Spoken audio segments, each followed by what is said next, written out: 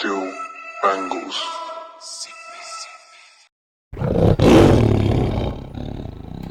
Morning all, back again, Monday morning, usual. Right. I think with the Stoke game, I think it's got to people's heads a bit, to be fair. You also we played poor when he was missing Grealish, blah blah blah, all that sort of stuff. Right. From me, obviously, I was at the match, Greg was at the match, so whoever else was at the match. The weather was pretty bad. It was poor, it was windy, it was wet, it was cold.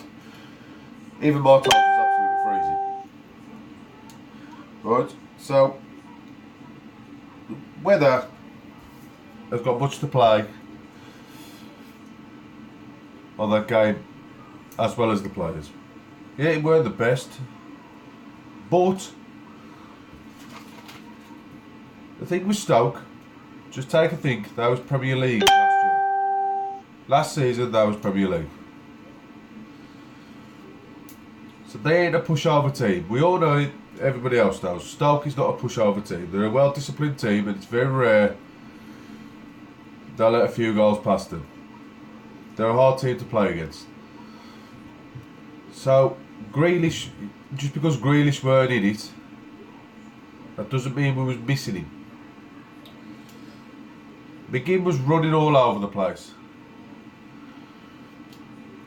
and the players were still keeping on top of him. Their defence, they knew exactly what they was doing and knew exactly what they was running for. So they put a stop to everything that we was doing. Lucky enough, we've come away from a draw. So in all fairness, my eyes, we weren't missing Grealish at all. Just the fact is that it was just shit day, shit weather, freezing goddamn cold.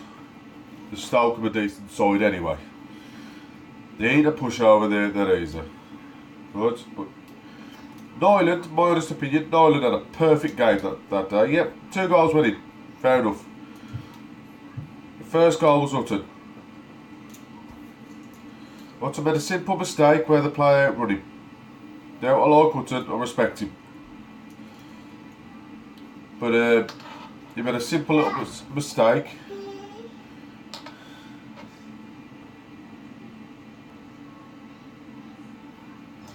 Yeah, but the thing is with Hutton at the minute, there's a few young players that's coming in there that Dean Smith's taking part of with the young players, which fair enough, I think young players are quite decent because they've got the speed and stuff like that. So Hutton's getting on a bit there where he can't outrun younger players anymore. So that's causing a bit of a problem.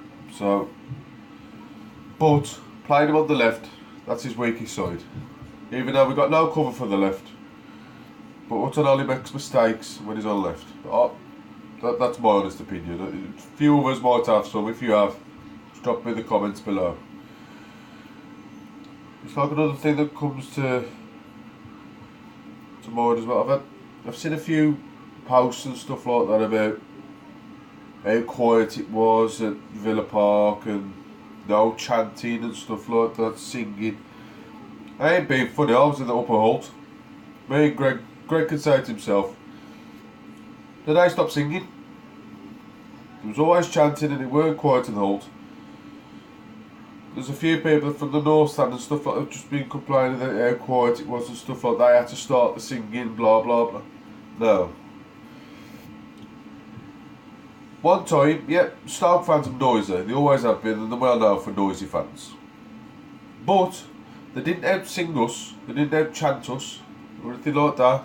I witnessed it myself. There's a few people that put things on there where they say, oh, I've watched AVTV, I've watched it on Sky, and stuff like that. If you've got a little comment to say, you've got to understand, you've got to take a reply of somebody who's actually was at the match, who could hear the singing, the chanting and stuff like that, instead of putting like abusing people about that the noise was a bit quiet and stuff like that. It wasn't quite there, but you got to understand it was freezing that day.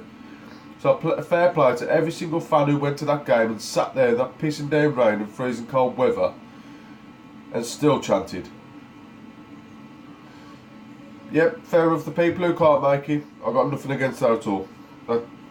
That's nothing on my agenda that I don't really want to even start, because I've got no nothing against people who can't turn up, because I was like that last season, stuff like that. But what I'm trying to say is to the people who have the feel to comment saying how quiet it was and stuff like that, it wasn't quiet at all. For a horrible day of what day it was, freezing cold weather, dark, miserable, wet, we still sung and we still cheered the lads on.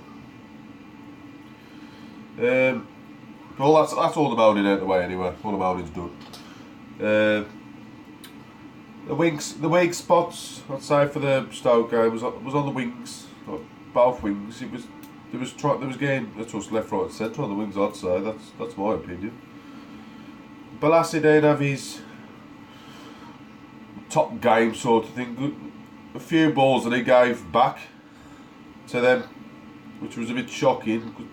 It's unusual for him. I don't know if, obviously, like I said earlier, whether, I don't know, but to me, Balassi had a bit of a poor game, but he got made up in the end and stuff like that. We come away with a draw, which is better than a loss in my eyes, because we're still unbeaten at home under Dean Smith. And there's another mention I want to mention about the religion side. There's some stickers they've had made. See if I've got some.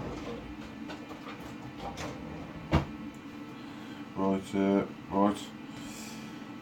Stickers they've had done. Little competitions going on now about winning a few stickers and stuff like that.